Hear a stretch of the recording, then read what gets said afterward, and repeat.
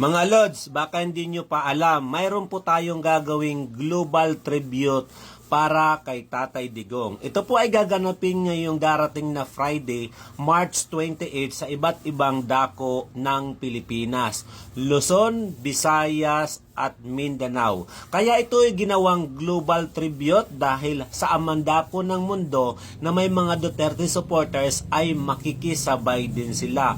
Ito po ay kasama doon sa kaarawan ni Tatay Digong na kung saan ay papanawagan natin sa peace rally na Bring Back Home Duterte. Baka wala ka namang ginagawa dyan. Mayroon din naman tayo dito sa Maynila, sa Paco Arena. Kaya kung nandito ka sa Maynila o nasa probinsya ka, tignan nyo lang sa mga Solid Duterte kung saan kayo mayroong global tribute para kay Tatay Digong. Kaya tayo mga kababayan, relax lang po tayo. Magmasid lang po tayo kung ano yung kaganapan, ano yung nangyayari sa Dahig.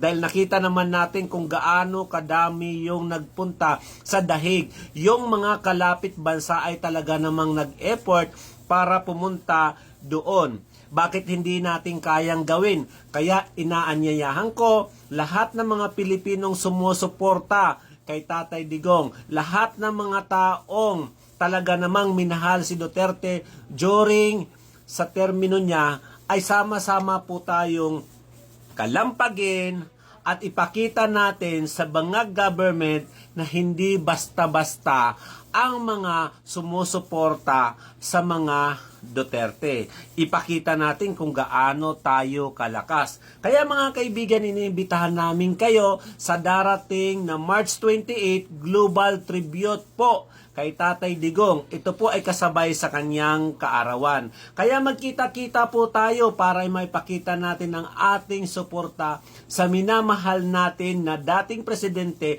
na nagmahal sa atin, nagpakita ng tapang at malasakit sa atin bilang Pilipino. Maliit lang po ang kahilingan na ito para sa mga kababayan ko na sana ay paglaanan nyo. Diba?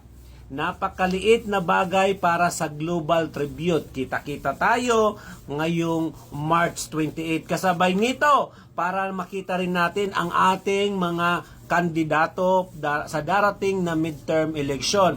Ito pala si Waray Laban laging nagsasabi na dapat patuloy tayong lumaban. Paano tayo lalaban? Patuloy tayong mangampanya. Sabihin natin sa ating kapitbahay, kaibigang kamarites na dapat Duterte line up or PDP line up lang ang ilagay natin sa darating na May 12. Ito po si Waray Laban, lagi nagsasabi, kung bago ka lang sa aking Facebook, TikTok, and YouTube, follow for more.